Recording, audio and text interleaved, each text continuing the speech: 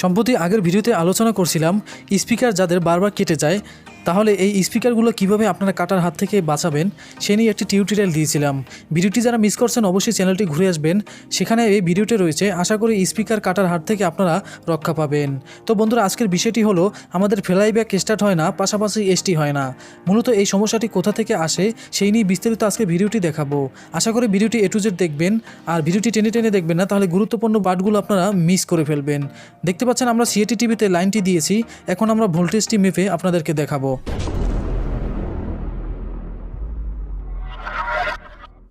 ফিরে আসলাম মূল ভিডিওটির অংশে।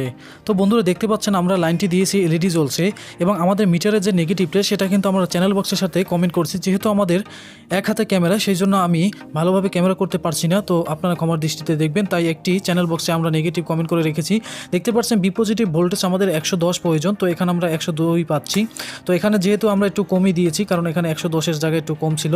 তো এর পরবর্তীতে পিন আছে আমাদের, যেখানে আমাদের ভার্টিক্যাল আইসিতে যাবে 27 ভোল্ট।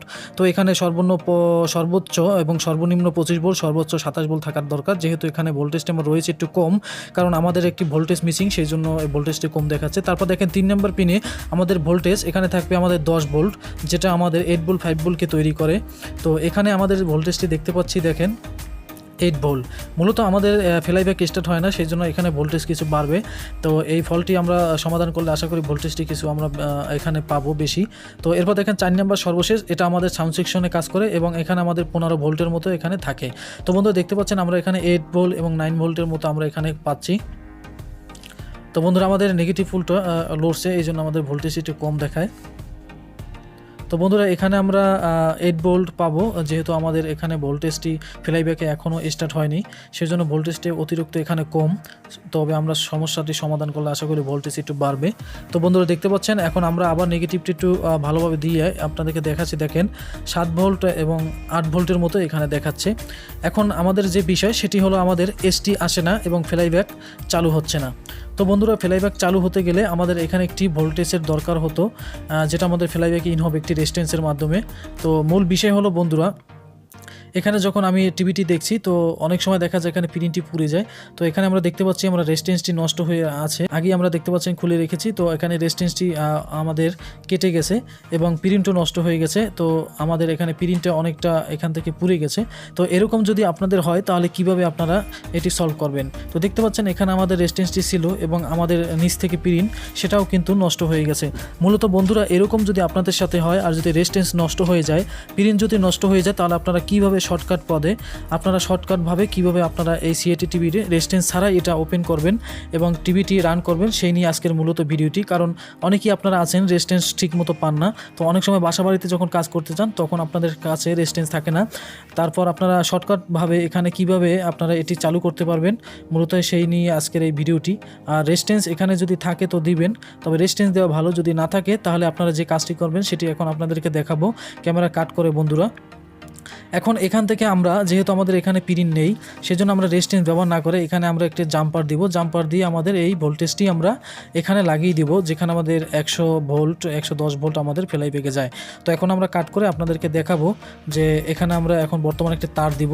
তো দেখতে পাচ্ছেন আমরা ভিডিওটি কাট করে, তো আমরা দেখতে পাচ্ছেন এখানে একটি তার দিলাম।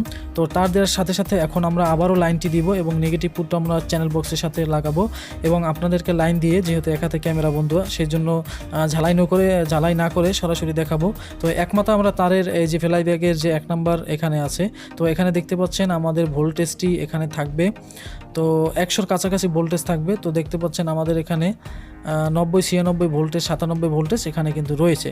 তো আমরা যেহেতু একটি ঝালাই দিই নেই, কারণ আমরা এখন আপনাদেরকে সরাসরি দেখাতে চাই এখানে লাগিয়ে তো আমাদের টিভিটি রান হয় কিনা।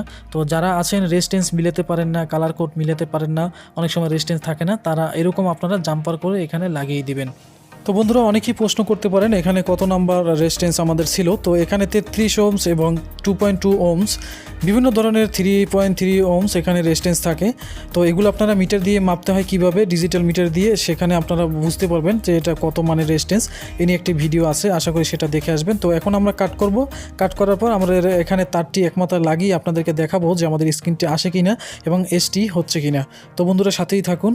তো বন্ধুরা আমরা এখন অবশেষে লাইনটি দিয়েছি, আর এখানে দেখতে পাচ্ছেন আমরা তার দিয়ে একটি ফিউজ দিয়েছি। তো এখানে ফিউজ আকারে আমরা দিয়েছি, যখন আপনারা রেজিস্ট্যান্স না পাবেন তখন আপনারা এরকম দিবেন, তাতে কোনো সমস্যা নেই, তবে লাগানোর চেষ্টা করবেন। তো এখন আমাদের দেখতে হবে বি পজিটিভ 110 ভোল্টের, সেখানে আমাদের ভোল্টেজটি এখন ফ্লাইব্যাকে ইন হয়েছে কিনা।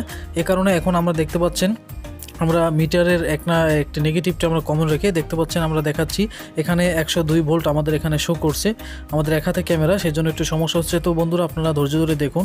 এবং যেখানে আমরা পেয়েছিলাম 8 ভোল্ট, যেখানে আমাদের 10 ভোল্ট 12 ভোল্ট থাকার কথা, দেখতে পাচ্ছেন আমাদের এখানে 10 ভোল্ট হয়েছে, তার মানে আমাদের ভোল্টেজের পরিবর্তন হয়ে গেছে। তো বন্ধুরা এখন আমরা যে একটি ভোল্টেজ দেখছিলাম যেটা আমাদের সাউন্ড সেকশনে যাওয়ার কথা, এখানে আমাদের মূলত 8 ভোল্ট 12 ভোল্টের মতো থাকার কথা, যেহেতু আমরা এখানে 8 ভোল্টের মতো পেয়েছি। তো এটা আগেও ছিল, তো মূলত এখানে ভোল্টেজটি আমরা ভেরিয়েবল দিয়ে আমরা কমিয়ে রেখেছি, সেই জন্য একটু ভোল্টেজটি কম। আরেকটা বিষয়, তো বন্ধুরা যখন আপনারা টিভি সার্ভিসিং করবেন তখন আপনারা এখানে 64 নাম্বার পিনে আপনারা দেখবেন যে আসলে 2 ভোল্ট 3 ভোল্ট আছে কিনা। তো যদি এখানে ভোল্টেজ থাকে তাহলে বুঝতে হবে স্ট্যান্ড বাই রিলিজ হয় নাই। তো এখন আমরা দেখব স্ট্যান্ড বাই রিলিজ হয়েছে কিনা। যখন স্ট্যান্ড বাই রিলিজ হয়ে যাবে এখানে আমাদের 0 ভোল্টেজ থাকবে, কোনো রকমের ভোল্টেজ থাকবে না, এখানে কোনো রকমের ভোল্টেজ শো করবে না। তো এটা একটা ভালো টিপস। তো বন্ধুরা এরকম আপনারা দেখে নেবেন। তো অনেকেই আছেন যে বুঝেন না যে আসলে আমাদের স্ক্রিনটা আসছে কিনা। দেখতে পাচ্ছেন আমাদের স্ক্রিনটি এসে গেছে, আমাদের টিভিটি অন হয়ে গেছে। তো বন্ধুরা আজকে এই পর্যন্ত। আর ভিডিওটি যদি ভালো লাগে একটু আপনাদের জন্য, তো আপনাদের জন্য প্রতিদিন আমি ভিডিও তৈরি করতেছি, তাই আপনাদের একটু হলেও যদি ভিডিওটি ভালো লাগে অবশ্যই লাইক করবেন এবং শেয়ার করবেন এবং কমেন্ট করে বেশি বেশি আপনাদের মতামত জানাবেন কোন ধরনের ভিডিও চান। অসংখ্য ধন্যবাদ এতক্ষণ ভিডিওটি দেখার জন্য। ভালো থাকবেন, আল্লাহ হাফেজ।